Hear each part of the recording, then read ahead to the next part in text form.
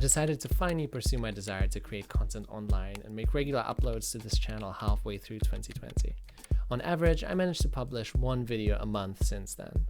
And believe me, it's not like I've not picked up the camera in those 6 months, but rather the opposite.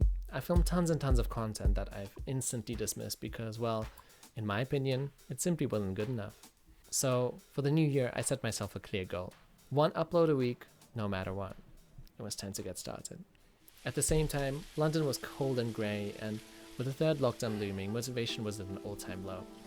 On top of that, I was really ill and feeling far too fragile to stare down a camera lens, so I was forced to look at older footage that I filmed a couple of months back. To be honest with you, I was very reluctant to do so, as in my mind the footage was completely unusable. I can only remember that it was very shaky, often wrongly exposed, and that I already had a concept or storyline to go with at the time. Luckily, I had no other choice, and what I found was not at all what I expected. Behind the shaky footage and behind the wrongly exposed shots, there were experiences, there were emotions, there were stories. There were moments which I maybe didn't even notice at the time that I could now see and experience so clearly. For the first time, I allowed myself to see past my own self-criticism. For the first time, I didn't see the cringe and awkward attempts of talking to the camera, or the bad angles or missing storyline, but instead I've seen the sense of striving, the sense of trying and exploring and discovering. Discovering how to use a mirrorless camera, discovering how to use a camera at all, or how to fly a drone and not to die of fear of crashing it into the sea. Discovering how to do new things and how to learn new skills. Discovering all the good and all the bad angles of myself and my subjects. I could see the struggle, the awkward moments, and the inexperience written all over it. And it was beautiful. It was real. It felt real.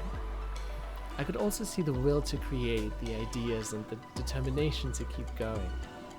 There is so much beauty to be found in those simple and authentic moments, once you allow yourself to see beyond your own judgment.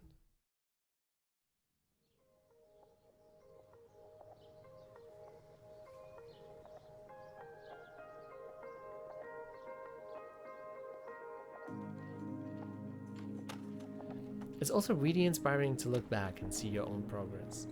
Suddenly you're able to see things that you didn't see before. You're able to see the progress you've made in a short period of time. And no matter how small the improvements are, it really motivates you. The experience also taught me that nothing has to be perfect in order to be good enough.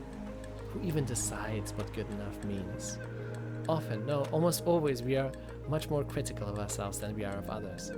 So please don't dismiss everything and just throw it away before you've even given it a chance. Don't take your work's life before it even starts, just because you think that it isn't good enough or perfect enough. It's worth looking at your own progress, rather than judging yourself for your inexperience. It's worth sharing your work and taking that leap of faith, rather than hiding behind your self-judgment. It's worth being nicer and more compassionate towards yourself. So if you have a hobby that you put away because you thought you weren't good enough, or maybe there's a project you've abandoned because of that very same reason, I encourage you to take a second look. Give it another shot. Give yourself a chance at creating something, because creating things is a beautiful process, and it has the potential to give you far more joy than you can imagine.